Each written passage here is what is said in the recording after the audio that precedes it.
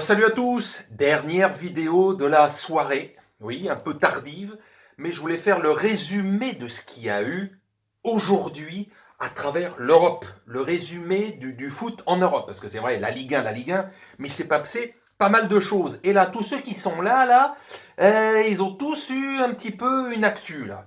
On va commencer par Liverpool face à Stoke City qui s'est amusé 7-0 avec encore un but de Sadio Mané et le petit doublé de Monsieur Mohamed Salah ici présent.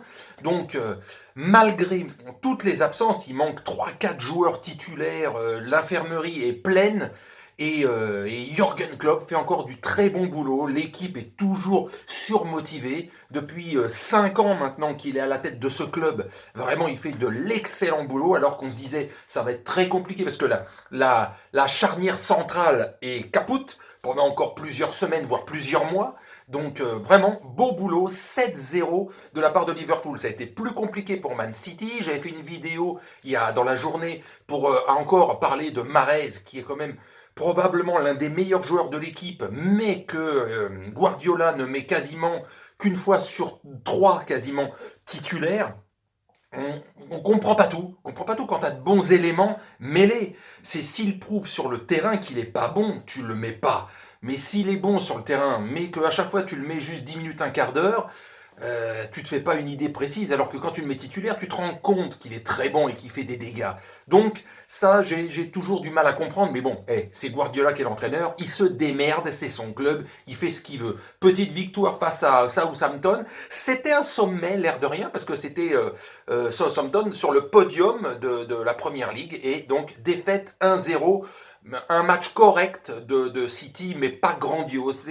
C'est plus flamboyant comme à une certaine époque, hein, même avec Guardiola. Le Barça, lui, en Espagne, il a fait 2 partout face à Valence. Valence est toujours un concurrent un peu difficile, pas un concurrent pour le titre, mais toujours pour les places européennes, c'est-à-dire le top 5 de l'Espagne. Un Barça toujours, là aussi, c'est comme le PSG cette saison, mais le Barça c'est depuis 2-3 saisons déjà. C'est médiocre dans le jeu, c'est statique. On a l'impression parfois, quand vous regardez l'équipe jouer, ça fait une ligne entre les ailes, le milieu, en fait, il y a 4-5 joueurs, ils se font des passes comme le handball, vous savez, avant de déclencher un tir, etc. Pendant 30-40 secondes, on se fait des passes latéralement à travers le terrain, on remet en arrière et on remet en avant et on se fait des passes latéralement. Et on garde le ballon pendant 2-3 minutes, ok, monopole, 70% de possession de balle, mais ça ne veut plus rien dire, parce que ça ne provoque pas de danger. Messi a marqué un but, penalty d'abord contré par le gardien de Valence, et puis après ça a été le contre, etc.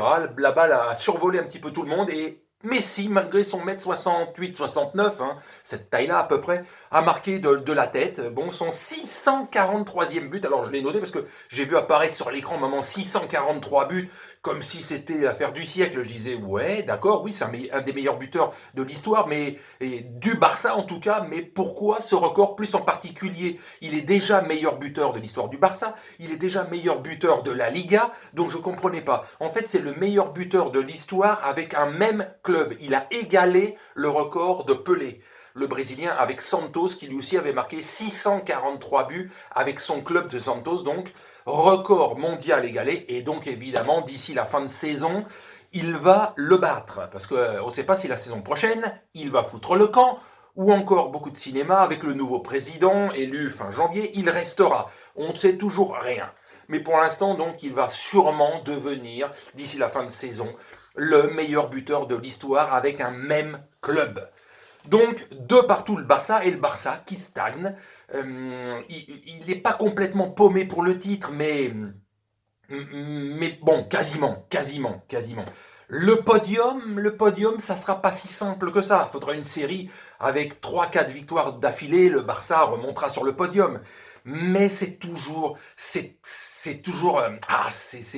pas flamboyant, ça l'est plus depuis longtemps.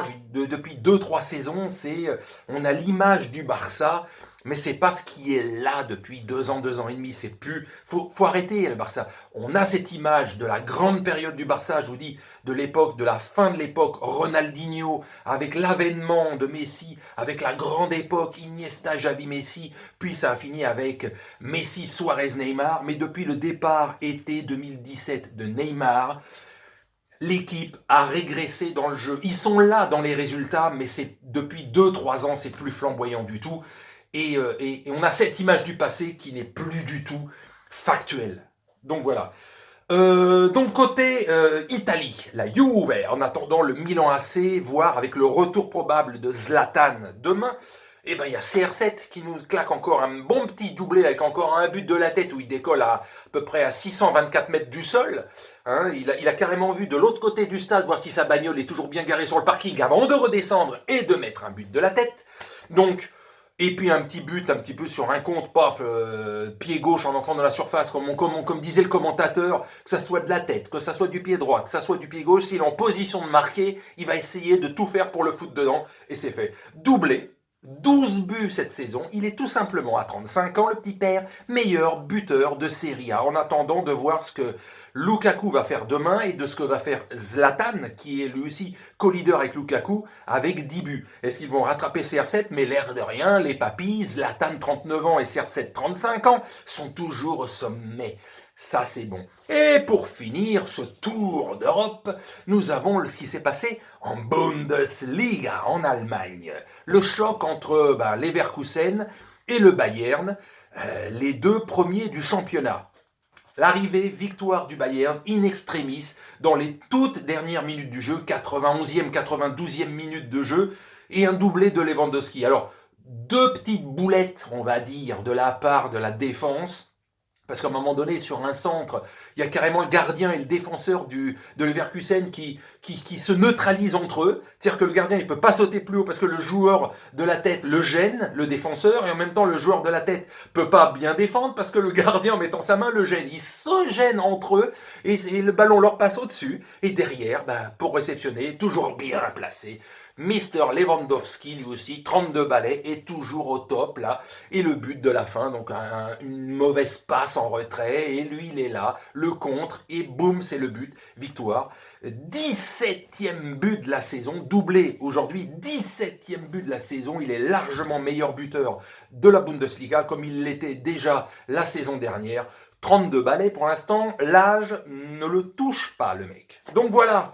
Un petit bilan global, donc Liverpool, belle victoire, City étriqué, le Barça, toujours compliqué, c'est pas fort dans le jeu et même dans les résultats. La Juve, bon, tranquille, revient en poste pour se battre pour le titre et le Bayern, grâce à cette victoire, est repassé leader du championnat. Voilà, bon, je pense que j'ai fait le résumé des principaux matchs. Demain, évidemment, gros match attendu entre Lille et le PSG. Ça y est, c'est fini. Allez, salut à tous, bonne nuit.